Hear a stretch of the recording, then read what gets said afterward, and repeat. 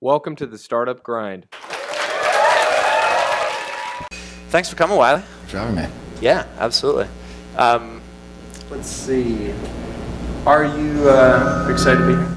Yeah, it's great. I mean, I think the people that I love most speaking to are people that are starting companies or have just started companies. So I believe there's a lot of you out there. So I'm excited to be here. Thanks for having me. Sorry, we're just going to do have some mic issues, so give us a second. I'll say one more time, if you have a question at any point over the course of the talk, just tweet using the hashtag StartupGrindNYC. You'll also see some tweets going on over here. You'll see tweets using that hashtag. So in case you forget how to spell it for any reason, it's right there. But yeah, Wiley, why don't we go ahead and jump in? Generally, we try to do these events chronologically, and so I think one of the stories that you told me when we were talking about doing this that really kind of resonated with me was a story about your dad. Yep. And I'd love to hear a little bit more about the kind of entrepreneurial impetus that you saw from him when you were a kid. Yeah, sure. So when I was growing up, I actually didn't think I would ever start a business. I wanted to be a teacher, and I taught poetry classes to middle schoolers when I was in high school. But my mom and my dad were entrepreneurs. My mom started her own business, and my dad, he was a real estate developer. And what he did was he would refurbish old buildings in Providence, Rhode Island. And he had a vision for what Providence, Rhode Island would be like. And in Providence, if you ever drive by Providence, there's only a few tall buildings, and one of them was just this brick building and sort of an eyesore. So anyway, so he refurbished that building, and what he did was he commissioned an artist from RISD to paint these big, beautiful like bay windows on the side of this building, so that when you're driving on the highway, you're far enough away that it looks like these amazing windows. They look like real windows, and that it like always stuck with me growing up because I don't know. I feel like as entrepreneurs, we're convinced that the world should operate in a certain way. And when we pitch a lot of our ideas, and I know when we were pitching Seamless Web and when we were pitching SinglePlatform, we were met with like so many brick walls, and like entrepreneurs are convinced that there are windows there. And I think that's one of the lessons that I learned growing up, is that entrepreneurs see windows where others see brick walls. And he did that with a lot of the buildings that he built. So I think it made me, willing to take risks and willing to like dream and willing to run into brick walls, because you certainly run into a lot of them. So yeah, I just love that image. Like it makes so much sense to do that in reality, but the image of like seeing a brick wall and seeing something that you can do with it is pretty awesome. So let's fast forward a little bit. You tried college a few times, but ended up finding a much more successful route. What originally was your major in college originally? What did you kind of think you were going to do when you left high school? So I thought I was going to be a teacher, and then I realized that, let's see, I went to school 4 times, Syracuse, NYU. Each time I went with a different major: information technology, philosophy of psychology, and then, what was it, history, and then I think the last one was create my own major, which was kind of cool, except I only made it about a week into my sophomore year at NYU, and dropped out to join my first startup, which was actually Scott, from the founder of Meetup, when he was starting a company called Rocketboard. So that was my first experience. My father died when I was 16 years old, and I realized that up in Syracuse that this was not going to be a place where I could make money and support my family. So the idea was to go to NYU and work full-time, take a year off of school, make a decent amount of money, and help support my family back at home. So sort of like a means to take care of my family, pay for my education, and as a 19-year-old kid making $75,000 or more with equity, it was a pretty unique opportunity. I think a lot of people thought I was crazy and stupid for doing that, but for me, what's the risk? I'm 19 years old, I could just go back to school the following year. So that was my first time dropping out. I worked for Scott, and he's an incredible leader. I learned a lot of. I think that the biggest takeaway from that was, so I'm learning disabled, and reading is really difficult for me, and so school was a challenge, but I found confidence in the fact that I know that Scott had similar problems, and there's this article in the New York Times that talked about how a lot of startup CEOs are dyslexic or learning disabled, and the idea behind that was that you have to, at a younger age, learn how to, because you can't do things yourself, identify talent and delegate. And delegating is such a hard thing to do. And I just simply can't read very well, and I can't work with numbers very well. So I had to learn that lesson very young. So I think it inspired me to be able to take on building teams to be like my strength. So I said that's the biggest takeaway from Scott, and he's been an inspiration for me for a long time now. So. The phrase "learning disabled." I mean, were you told that as a kid, or at what point did you find out that, or what point did you kind of get that label? Yeah, so I was in like a special class, and like I was in all these additional classes. I really didn't know what was going on.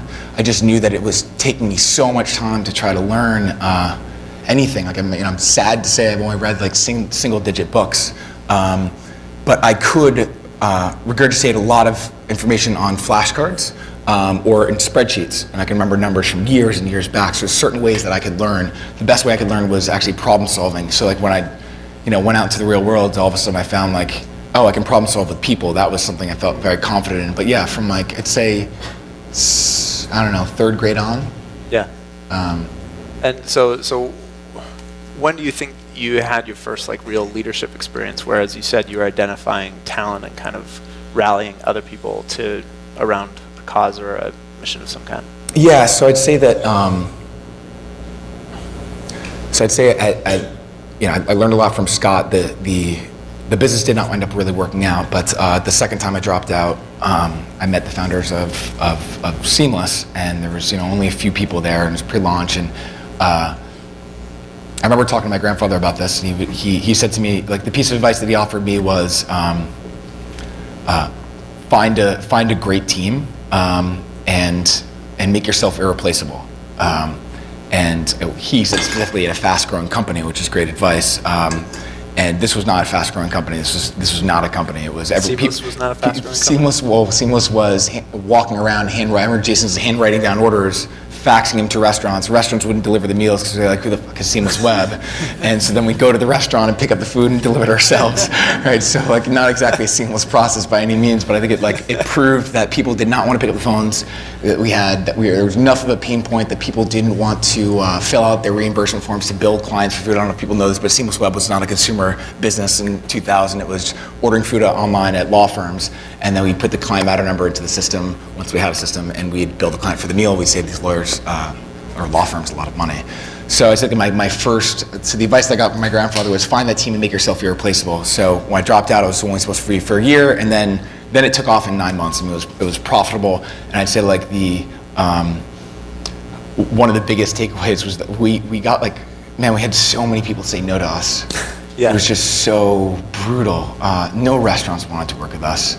No law firms wanted to work with us. So Jason and Paul had people working at different law firms that were friends of theirs, sort of placing orders.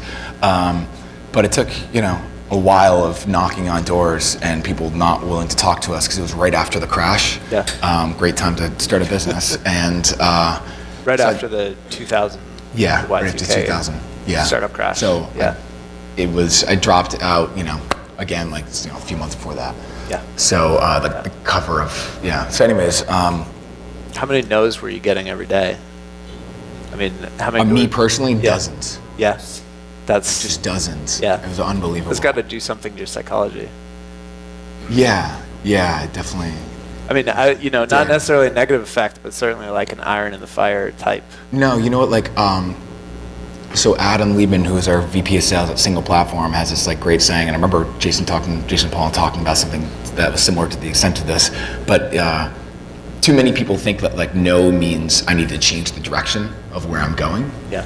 And so I think we did a good job of massaging our messaging to turn a bunch of those no's into maybes, and then a bunch of those maybes into yeses. I think the idea that you need to build something and then sell it, which most people do, is a terrible way to approach a business. I think the best way to do it is if you build it, they will come kind of thing is silly to me. Our model was if we sell it, then we'll build it. So we will sell features, we will pre-sell a lot of stuff, and people start buying that, then we're going to build those things. So we were very cash efficient. I mean, Seamless raised, I don't know what the exact number was, but I think it was only a few $100,000. We're profitable after 9 months.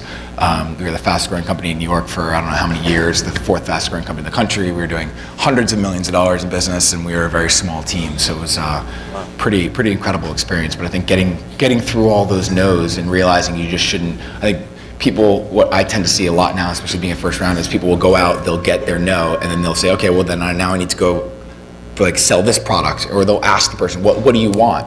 And they'll say, well, I want this, and I want this, and I want this. Or if you ask them, will you use this, will you use this? And they're like, yeah, sure, I'll use that. And they end up building that stuff, and no one fucking uses anything. So I think that determination was amazing. How do you decide how many no's you get, or how long you go hearing no before you do decide to actually change what you're doing? Like, not the messaging, but the actual service or product that you're doing. So that's like a really important part of it, is that you pick what your data set is going to be and what success looks like prior to doing it. Because a lot of people will say like, oh, I think this is going to be a huge hit. Then they'll build something and they get people signed up, and then they say, okay, so is this good? Like, I don't, right. Okay, so we got people buying, I don't know if that's good. So we would, like for sales, for instance, and then you can do the same exact thing with products. I'm facing this with low with product, is that with sales we'd say, okay, we're going to make 100 phone calls with this exact script. And we agreed on the exact script. And then we'd look at our funnel metrics. I feel like I'm shrinking right now.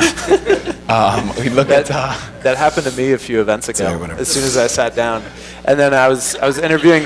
I feel like it's like a tactic or something. You're like more powerful. I get it. Like, I was interviewing. I think it was Brian O'Kelly from AppNexus, and he's like a 6.5 foot tall guy, and so the entire interview I was like sitting down looking up at him. Here, I'll go down with you. There we go.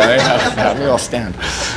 I don't remember what I was saying. So we're trying to figure out like what is that point at which what's that point? Yeah. So with sales, we would say, okay, we're going to make 100 phone calls, and we want to know what our funnel metrics are. So out of those phone calls, how many meetings did we get? And out of those meetings, how many meetings held? So 200 minutes on the phone, 100 calls, 10 meetings set, 6 meetings held, 1 close. Yeah. And we'd say, so we're going to both circle back when we hit the 100 calls. Right. And we're going to compare. So Adam Liebman and I did this for 9 months until we figured out actually what we really wanted to sell. And we said, and success would look like X. If we 100 calls, we want 8 meetings. And so we call and we get like 6 meetings. Okay, well now let's agree what part of the script are we going to use to now change. So we agree on, okay, we're going to say this in the beginning as opposed to the end, or one of the reasons why we started off doing outside sales is just to see people's reactions to things. Like you make eye contact, people sit up. Right. You see like all of a sudden they're focusing on one thing. So we'd optimize for those metrics and then make our way down that funnel. And I think you can do the same thing with product. At SinglePlatform, we would fake product features all the time. Like we would, there's these thumbs up next to menu items. So if you click this thumbs up next to this burger, the idea was like, if you like this burger, when you're on another menu page, it would say like, you like that burger, people like that burger like this. We weren't going to build out this whole entire system, so what we did, we just made these thumbs up and said, our assumption is that 1 in 20 people are going to click on this. Right. And that's, so 1 out of 20 visits will click on 1 thumbs up. Yep. That was, and if we hit that, then we will build it. People would click on it, it would turn orange. If you refresh the screen, the orange goes away. So the only value in clicking this thumbs up is if you like the color orange. So what it turns out to be was, it was like 1 in 5, and the average person clicked at 1.8 of these orange thumbs up per visit, so then we build it. So again, it's sort of like the, if you buy it or if you click it, then we'll build it kind of thing, and it saved us a tremendous amount of time and a tremendous amount of money, and we did that when we were, well into, 10 years into the business and doing a tremendous amount. You set this threshold before you even launch that sort of smokescreen feature to say, if it hits this certain metric, then we know we're going to build it. Yeah, and then what it did is it aligned sales or product with like a goal. Product's like, okay, if we build this feature, then our assumption is that retention of our accounts is going to increase by X%. So we built this feature, and then it would increase by X% with like a portion of our new sales. We'd look what retention looked like over 3 months, and we say, okay, great.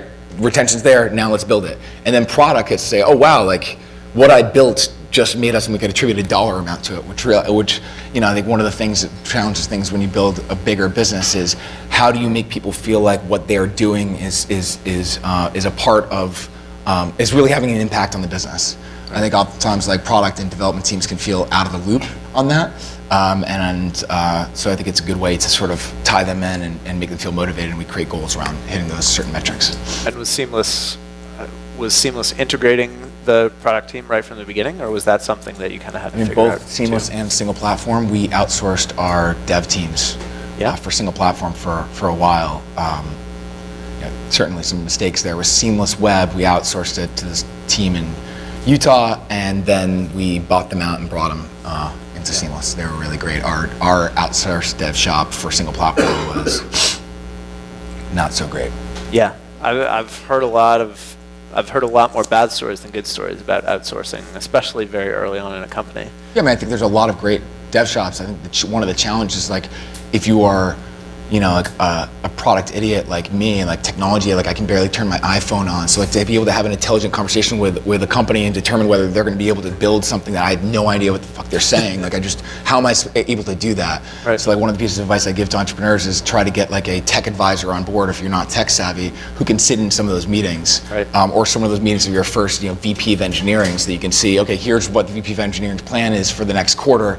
And the guy's speaking French to me basically, and so that my advisor can, when the person leaves, he'll ask a bunch of questions, and then they'll leave, and he'll say, "This is what he meant by this, blah blah blah. You should push back on more here," and like that. That's what worked for me.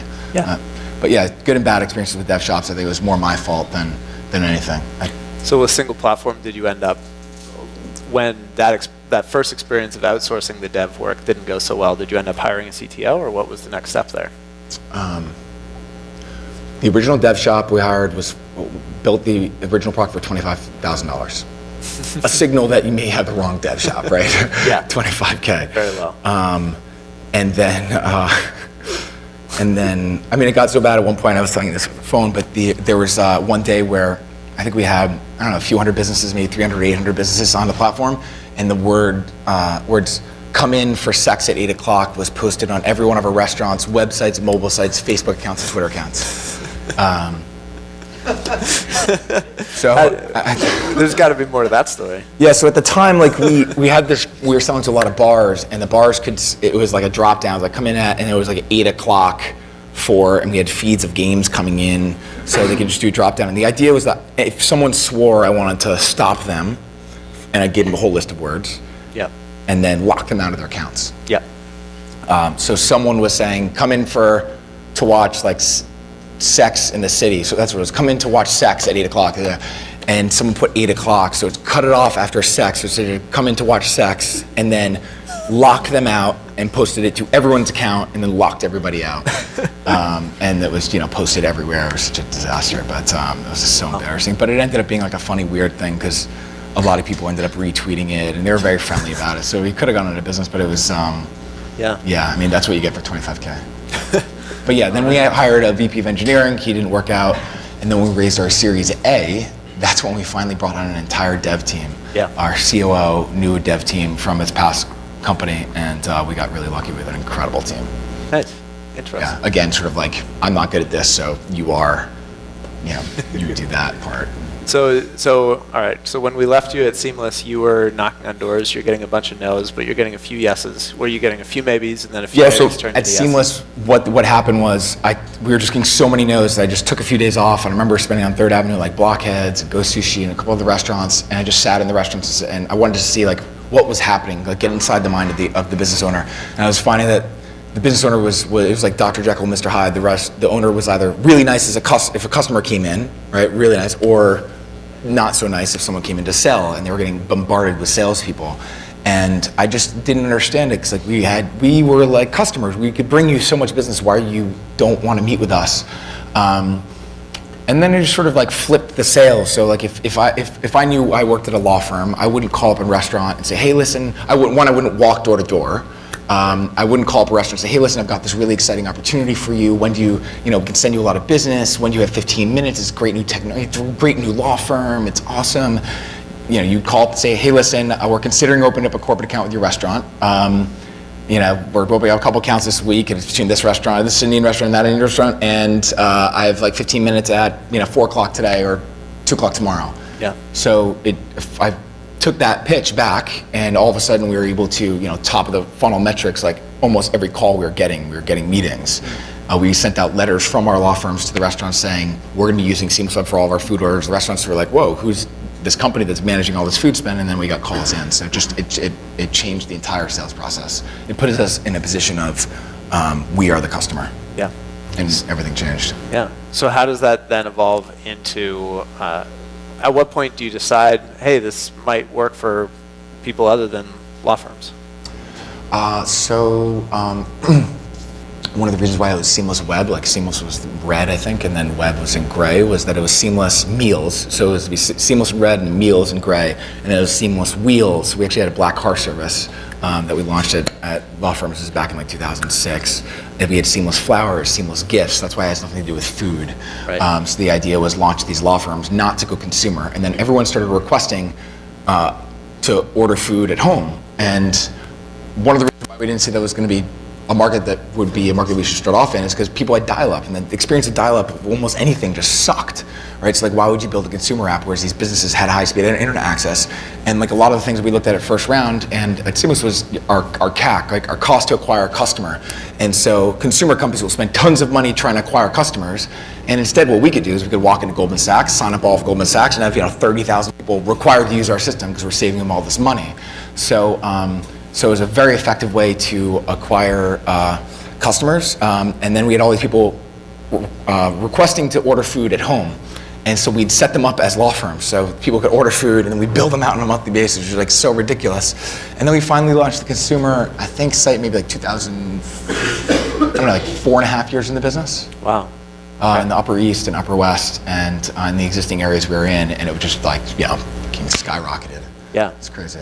When you launched it, was it, okay, now, like, this is going to be the main revenue driver? Or was it, we've kind of maxed out the sort of, or, we've hit a certain percentage of the total law firms that we can hit, we're going to launch this as sort of a second area of business? No, we just, as far as like the competitive landscape, we saw more names popping up. We were just getting so many requests, like, why wouldn't we activate these people to order, even when they're at work? Why wouldn't they just order food from us, for lunch? Yeah. They're ordering dinner, order food from us at lunch now. So it was just such an easy way to boost our business. We didn't. I don't think we really. We definitely did not understand how big that part of the business was going to be and how fast it would grow. But it was just such a layup for us. Yeah. So then we sort of didn't pay as much attention to, we certainly did not cap out the law firms and banks. Those things are still growing really quickly. Yeah. Yeah. So as the head of business development for Seamless, what does it mean when your company starts to focus a lot more on consumer? That's got to mean a lot more digital marketing. That's got to mean a lot less phone calls for you. I mean, your job must have changed quite a bit. It's actually quite the contrary. It did change for additional responsibilities, but the need to onboard all these. It was basically like we go into a market like San Fran, we'd have X law firms launch, CAC is really low, and then launch like consumer. So it was like a great way to enter a market. Was corporate, and we still need to sign on like all these restaurants. So I actually ran sales and marketing, and then a lot of new product development, but. So I took on marketing, and my budget was nothing. And the idea of marketing was like, so the first marketing program I did was the restaurant delivery bags. If you see restaurant Seamless Web bags, that was the first program I came up with. And the idea was like, how can we market to people that like our restaurants? Might as well just market them to our bags. So restaurants who buy the bags, they would get them at a steep discount, put their name on one side, our name on the other side. And we just got so many people from these bags and from our checkout page. So the responsibilities changed more from taking on marketing, taking on a lot of product development. I'd say the most from just growing the business from a team of like 5-6 people to hundreds of people. Like your role changes so significantly as an executive team member when you are a family of 5 to 10 people and everyone knows everything and everyone's wearing all these different hats, to a tribe when you start to divide up into smaller groups. You have sales and marketing, and you have these little families, but you feel like together you're a tribe, to like an organization, and your role just as a CEO or an executive, it changes when you have 100 people reporting to you. Becoming a manager at that young of an age of that many people is not something most people are ready for. So if you see me looking at my phone, I'm actually looking at Twitter. I'm not like texting my girlfriend or anything. So we're going to start taking some questions. Let's see. All right, here's a very generic question. Oh wow, Flo? that's nice. Yeah. Very generic question. Flo, are you in the audience? Can you raise your hand? FLO. That's all right. Well, the question is the future of the startup tech world Silicon Valley or New York City? Do you have strong feelings either way? I have very strong feelings about it. I think that so I'm very focused on like impact investing and impact technology, and I think the greatest leveler of the world is like education and technology. And so the ability to build businesses at a lower cost is easier now than ever. You can have distributed workforces. You have all over the world, I meet with a lot of companies and they're developers in Germany, and this team's in India, and this team's in this, and it's really incredible. We have 40% of our deals come from New York City, so I think that the benefit of being in a San Fran or New York is that just like with anything in life, you have it's like modeling. You have role models. You have examples all around you of people that are doing really well, and you're like, that's what I want to do. So you have, you're growing up in your middle school and you see some cool varsity guys walking around in varsity jackets, they're playing football, and you're like, that's what I'm going to do. But if you don't have a football team, you're like, I don't know if I want to play football. So I just think you have a lot more models of companies that are bigger exits. Like this is like our exit was, it's wonderful and I'm happy and everything, but it wouldn't be a story out there as much. Yeah. So not that it's a huge story here, we just need a lot more stories, and then more entrepreneurs telling their stories to inspire people to say like, oh wow, I can do that. Maybe that's, if this learning disabled guy can do this with no college education, maybe I can like go out and do it as well. So I think we just need more models and more entrepreneurs then investing back into the community, encouraging people to do it. Yeah. So. I actually had a friend give me a good analogy last weekend, which is, let's say you, Wiley, you're going to run a 5-mile race. You have the choice of starting in a group of people that average a 7-minute mile, or starting in a group of people that average a 9-minute mile. Yeah. You've trained exactly the same, but if you start in that group of people running a 7-minute mile, you're going to end up running a faster time because you see all these people and you're trying to catch up with them. Yeah, your access to people that run 7 miles is that much greater. Yeah. But I don't think what I don't think is the case is that people have better imaginations there. Like there was a great article posted recently by someone from maybe like Shasta or something, and it tracked all like the unicorns and where they were at like Series $1 billion plus value. Yeah, something like that. And it was like so many people had no experience going into that area. So just think like, you have the ability to dream and think up something. That I just think you have the ability to build it. And I think there's just going to be more and more stories of companies coming out of nowhere and encouraging more people to do it. More investment in technology at a younger age. More people building companies in college. We have a dorm room fund at first round where we give X amount of hundreds of thousands or millions of dollars to students, and they run their own funds on campuses like UPenn and Harvard. So we're just investing in people when they're 18, 19 years old. Wow. So I think you'll see more companies coming out of college. I think you'll see more companies coming out of high school. I think you'll see companies coming out of middle school. So I don't think it's gonna become less geographic. There's so many more. To be a recruit a great team out there is easier. It's also a lot more expensive.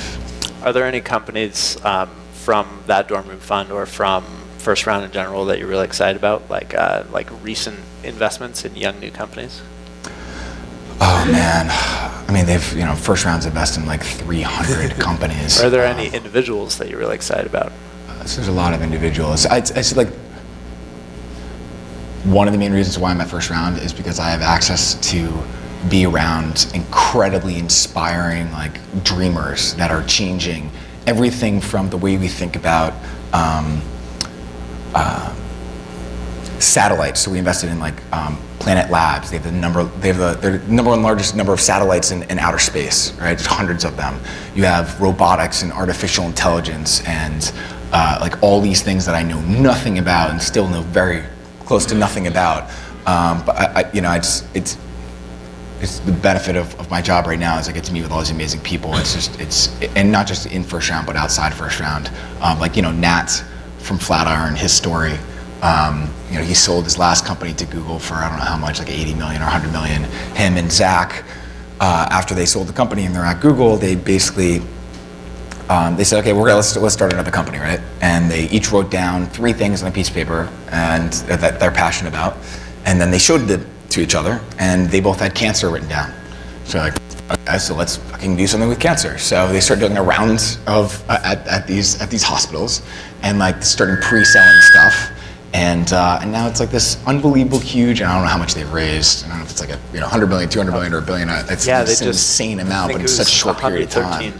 So I think you're gonna have more and more of those examples of inspiring people that are just going after fucking cancer, right? Like we invested in this kid who's out of YC, or now in YC, whose like father was diagnosed with like this glioblastoma, I think it is, and he was given like 2 months left to live. And this guy he's like 23 years old, and he's a hedge fund manager, and he worked at a hedge fund, and he quit his job and did all this research and read these books and met with some professors, and I'm butchering the story, but he then had this like theory that if you combine drugs like anti-alcoholism drugs or antidepressants with normal drugs, they'll be more effective because it gets through some sort of blood membrane layer of your brain. I don't really know. Anyway, so they were doing the surgery on his dad, and to take part of the tumor out, and he asked if they could get a piece of the tumor tissue. So they went in and they gave him the tumor tissue in a safe environment. He took it to a lab. They ran the X number of tests against it. One of them worked.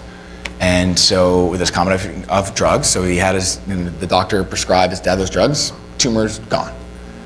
Just like unfucking believable, right? Like the kid's 23 years old, no biology background. He just like saved his dad's life in a matter of weeks. I met him like a week and a half after that. Just so inspiring to go after that. And I think that's how I feel now. I just want to, I don't know, solve cancer or something. Right. That's crazy. That's crazy. Yeah, it's fun. I'm very lucky. Let's do another question from the audience. So, David Weinfeld, are you here? Can you raise your hand? David. Hey, how's it going, David? What's up, David? Here, do you mind if? So the question is, how did you decide to move on from Seamless Web to start SinglePlatform? And then what was the beginning of SinglePlatform like? We didn't really delve into that. Yeah, so I would say that the decision was I was drunk off of. I gotta finish that sentence faster. Off of like such a positive experience at Seamless. You were at Seamless for 10 years? 10 years. Yeah. That I thought all companies, when you start them, they're just like profitable after 9 months, and they're $100 million companies, revenue just like unbelievable. So I had a sense of cockiness that that's the way things work, and there weren't a lot of startups then. So I went out and I took a PowerPoint deck out and went out to try to sell the original product to SinglePlatform, and everybody said no again, but I was used to that. That's fine. And that took about 3 months. Built the product. The product was complete fucking crap. And we were fortunate enough to raise from first round and a couple of other funds in our law firm. But I had to tell you, like it was the opposite. It was like I was so freaking scared on a daily basis that we were going to go out of business. I was scared that I was scared that I made the wrong decision. I was scared that I convinced people to leave their jobs who have families with kids that they need to take care of and aren't getting paid. I was scared that my name was going to be attached to this, and like, oh wow, Seamless Up, and then this, some come in for sex at 8 o'clock fucking company, right? Like this is terrible. So I was scared, and I wasn't scared about the fact that I didn't. It's not that I didn't believe the idea. Like there's Vince Lombardi talked about. He was a coach of the Green Bay Packers, and he said we never lost a game. We just ran out of time. And the idea was like he was saying like we have the best team, and if the football game continues to go on, like we will ultimately win because we're better than everyone. But unfortunately, it ends in the fourth quarter. And so I just felt like I had so much confidence in the fact that this idea was an idea that worked out. It made sense. You put your information in one place, it goes everywhere and empowers small businesses. Selling small businesses is really difficult. So I knew it was going to get there at some point, but I just didn't know if I was going to run out of time. So it was a very different process. Thank goodness we raised from first round. I think it gave us a lot of confidence, gave access to a lot of talent that we wouldn't have been able to get, and extended our timeline out just long enough that we were able to get another round of funding and change our model again, and then just long enough to be acquired. And our bank account had zero 2 days after we were acquired, so we were burning through cash. Very different experience. Was there ever a point with SinglePlatform, and it was only a 2.5 year history, was there ever a point at which you felt like you knew, like, okay, this is going to be a big thing, like we're going to be all right with this? Yeah, so I'd say, so I left Seamless in January 2010. Started selling it. We launched the product in March or April. And the promise was then we're going to get a publishing network. So right now you can only post to their Facebook page, mobile site, and their website. But the idea is we're going to be able to also publish whatever you sell, your restaurant menu, whatever it is, your specials, to our publisher network and make it up Foursquare and Yelp and all these different sites. But we didn't have any sites. We did not launch that publishing platform until January 2012.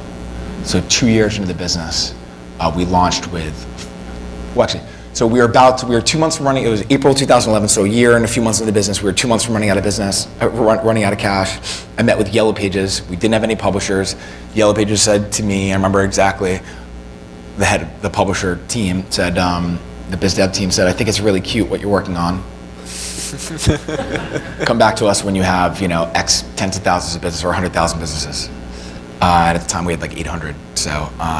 So she walked up on stage. She put this one slide up that said it was a survey for Yellow Pages, and the survey showed that the number one thing that people wanted on Yellow Pages was the restaurant menu. So she walked off, and I said, "I will deliver you 100,000 restaurants by August if you agree to work with us." She agreed to work with us. That gave the confidence to Foursquare and New York Times to launch with us, and we finally launched in January 2012. January 2012. We announced that we were in a ridiculous amount of press and articles, and it was at that point that all the biz dev people from Google and everyone else reached out to us and wanted to sign on. The day that I finally felt that everyone made the right decision to quit their jobs was the day that we signed Google, and we brought everyone into the room, into our main room, and scared them. Thought that, everyone thought it was like I told them we had like a law firm on the line. We had to go over some legal something. I don't know what it was. And then we brought in like cases of champagne and celebrated. But I'd say like that was the first time I like felt like we had a really great business. How many people was everybody at that point? I don't know, 12, 15 maybe. Yeah. And then when we were acquired, we were a week before we were acquired, I think we were like in the teens, and then the day that we were acquired, I think we were 28 people because we had onboarded our first big sales team of 15 people. So when we were acquired for the 100 million, we were really a relatively small team, and we had raised about 4.2 million at the time. Yeah. So you raised 4.2 million and sold for 100 million. Yeah. Yeah, that's impressive. Let's take another question from the audience. ProGal Corp. Do you want to raise your hand? Hey, how's it going? You guys are sitting right next to each other. How'd that happen? All right. ProGal Corp. So, Wiley, when bringing someone onto your team, what is the number one characteristic you look for? At the early stage, man, it really depends on which kind of superpower you're trying to hire for. I say superpower because now that I'm sort of on the other side, I'm looking at businesses and I want to.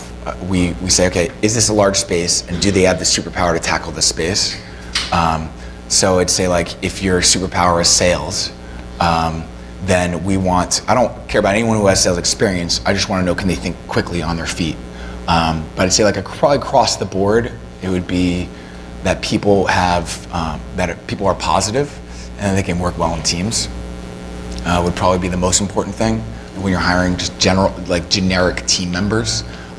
People that have dealt with adversity is another great one that we look for. But yeah, problem solving, people that can communicate well, that are positive. I guess that's 3 things. So there might be a bunch of people in the room who are just starting companies for the first time. Do you have any thoughts on what you would look for in a co-founder?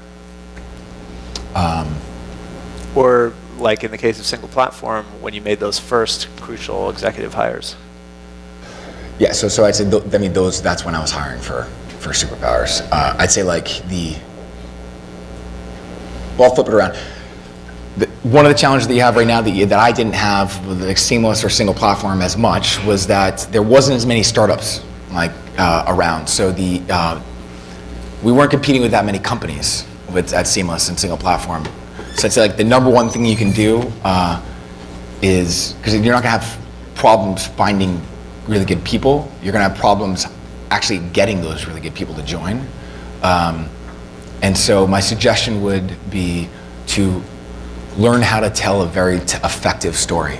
Like become a great storyteller, because if you can't, like, I forget the guy who said this, but he said like, if you want to learn to sail the sea, if you want to sail the sea, don't gather a bunch of men and tell them to build you a boat. Teach them to yearn to sail the sea, and they will build you that boat, right? So the idea is like, if you can't sell the vision of sailing across the sea, then no one's gonna really want to get on your boat, because to be honest, like, you're not a real ship captain. No one has any idea what they're doing. Like CEOs, we don't know what you're doing. Like my mom said to me when we were growing up, she said, Wiley, you think, I was like really young, she said, you think we have all the answers, parents do, but the fact is we're just like older kids. And so I feel like the same way as a CEO, I think everyone expects you to have all these great answers. And like you just don't. You know way less than you actually know. So I think telling an effective story that gets people excited, one, will empower you to be able to acquire great talent, right, across the board, regardless of what their skill is, and then I'd say that when things don't go well, because for most of you, it won't, and for my next startup, it won't. And so the ability to tell that story and keep people on that boat before jumping off in the life rafts and rowing back, like, oh shit. And then I'd say the good storytelling empowers you to be able to raise money from great funds, because the fund says a lot about you. It's just the fact of it. Like you get a great fund on board and everyone else jumps on board. VCs are like lemmings, right? So you'll get good backers, and then when things aren't going well, those good funds, hopefully, are going to then give you more money when you're about to run out of money, because that also happens all the time. It happened to me several times, more than several times, actually. So I'd say to learn how to be proud of telling your story and learn how to sell that vision of sailing the sea, because you'll be able to acquire so much better talent that way.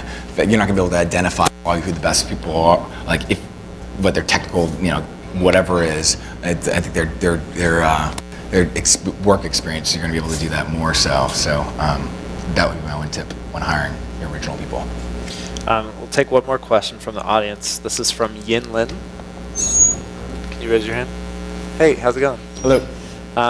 So her question is, what are the big things you look for when you're talking to a founder from the first round capital perspective?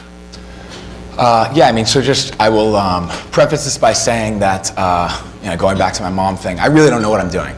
So you think like I have all the answers as a VC. I really don't. I'm 5 months into this thing, or 7 months into this, and there's way more questions than answers.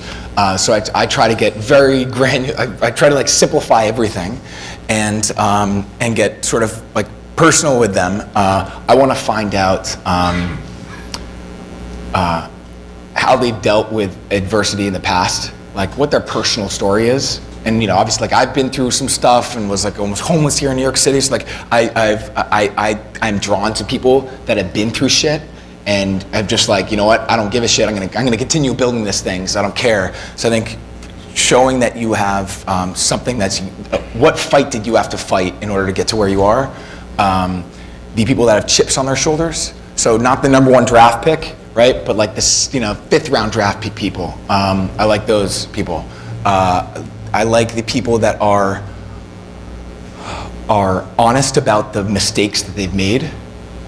It says so much more about an entrepreneur when they say, here's when I was starting off, here's my crazy dream. And because it's so early on when we're meeting with people, the model's going to change. We just want to make sure it's a big space and this person thinking about it the right way, can they problem solve and iterate quickly. right? So what mistakes have you made? What assumptions did you have originally that were completely wrong? And some people are just like, no, everything's been awesome. And sometimes that is the case. It's very rare. If it was, then they wouldn't be raising money usually. So like how they've worked through that, and then you can see how people think, and you just keep digging in, like, well, why did you do that? Why did you make the decision? You keep digging, digging, digging. You ultimately get to how deep how strategic they actually think. So that's one of the things that I look for is resiliency and honesty and passion for their space. Josh says like he looks for people that are exceptional, right? We want exceptional people. But what he meant by that when he described it more was like people that are exceptional aren't just exceptional now. They've been exceptional their entire lives. Tell me how you were exceptional growing up. What weird freaking habits did you have growing up? Like Nat sold snakes, like what crazy thing did you do that you were the only person out there that said like, I'm gonna fucking sell snakes. I'm gonna, like I biked across the country on a bicycle when I was like a teenager. Like, I don't know, what was I doing? It's weird. So like I think people that have spikes and people that were exceptional growing up in one way or another is something that we look for, because people are drawn towards those sorts of like characters, the people that are crazy enough to do something, but also crazy enough that you want to sort of like, join them on that journey, because it's going to be like a lot of fun. So Wiley, I have one more question for you, but first we're going to jump into, if you haven't been to a Startup Grind event before, what we always do at the end of the event is actually ask people from the audience to stand up and tell other people in the audience, not me and Wiley, but tell everybody in the audience what you're working on and maybe what you're looking for in 30 seconds. So if anybody can do that in 30 seconds, what you're working on and what you're looking for, that'd be great. So are you a new startup founder looking for a designer? Do you have an idea for a company and you need a co-founder? Are you working for an established company and you need to hire a new junior programmer? Or let's start over here. Hi, I'm Michael. My company is DocChat. It's a mobile app that connects doctors. Sorry. Michael from DocChat. My company is DocChat. It's a mobile app that connects doctors to patients with diagnosis and prescriptions. And we're looking for iOS and Android devs. So if you're interested, come meet me. Great. Thanks, Michael. Let's see the hand right here. Yeah.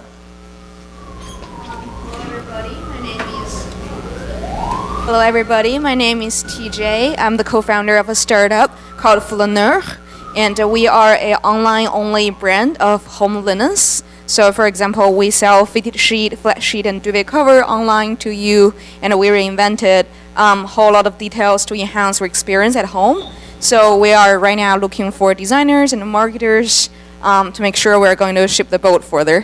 All right, thanks a lot. What's the name of your company again? It's called Flaneur. It's in French. It means some kind of interesting guy strolling inside the city to explore for interesting stuff. Great. Awesome. How about in the back corner here? Hi, my name is Juha. I have a startup called Big Tags. We do contextual targeting. So basically, right now, it's weather warm, it's location New York, it's time evening, and you can create content that targets by all these things that called tags. I'm right now looking for trial customers. We're in private beta. So if you want to talk to your customers in a way they actually feel closer to because of the context, talk to me. Great. Thanks, Juha. That's Big Tags. Yeah, right here. Hi, my name is Jake Koenig. Company I'm working on is called Spotter. It's an on-demand personal training service. And I have to say, after tonight with all the pizza and beer, you guys probably all could use it. Right now we're focusing really on building the network of personal trainers and health coaches. So if anybody knows any awesome personal trainers, please talk to me. Thank you. Thanks, Jake. Spotter. Yeah, right here on the aisle. Hi, I'm Jennifer. I'm actually from Vancouver, Canada. Hey, The startup I run. Woo! Thanks for joining us. The startup I run is called MuseFind, and it's the best site for e-commerce stores to grow their brand through Instagram. Fashion bloggers. I'm here till Monday, so I would love to meet people in the fashion/marketing industry, and yeah, I'm also here for the ERA in-person interview. So, great. All right. Thanks. How about in the very back, right there? Yep.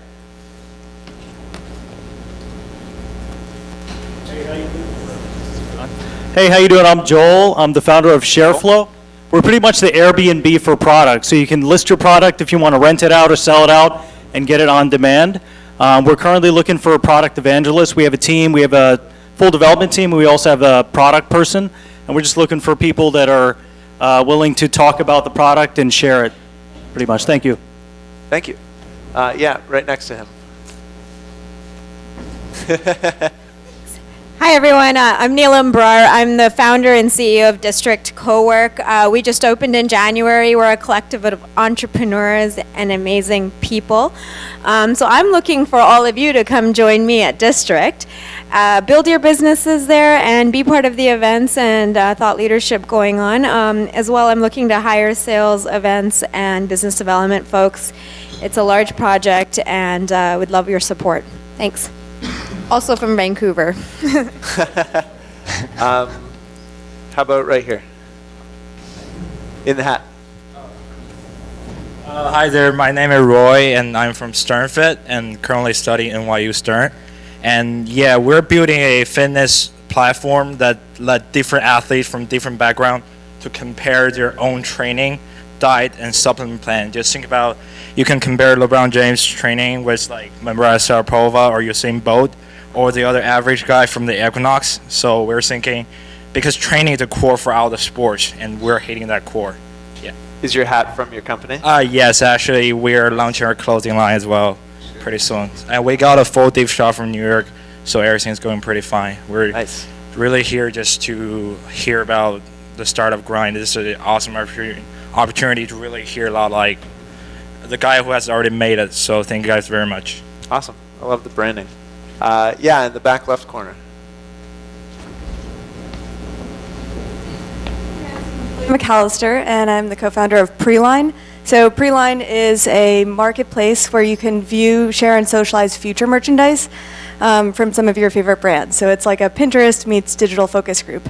And we're always looking for more people to join our team who are interested in trend analytics, trend forecasting, fashion, and social networks. Thanks.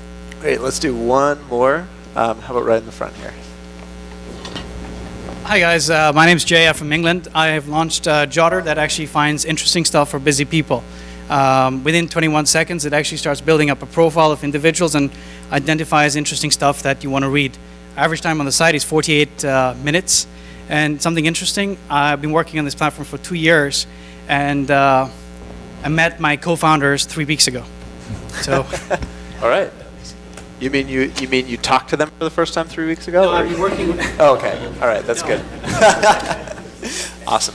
All right, we're gonna have to close it there for time. Can I make one announcement? Yeah, please. Cool. So I'm actually starting. Well, hopefully I'll be starting a company in like another year and a half. But right now I'm starting a program at First Round, and it's basically for people that are have an idea and haven't started it yet, like sort of like a future founder. And we're going to be identifying the top 500 future founders of New York, referred in, and also through an application process. So people will apply to the program, they'll get in if they get in, and then we have weekly idea sessions with me and a couple of other CEOs from different industries. You can just pitch ideas and hear different ideas of other people maybe in this room.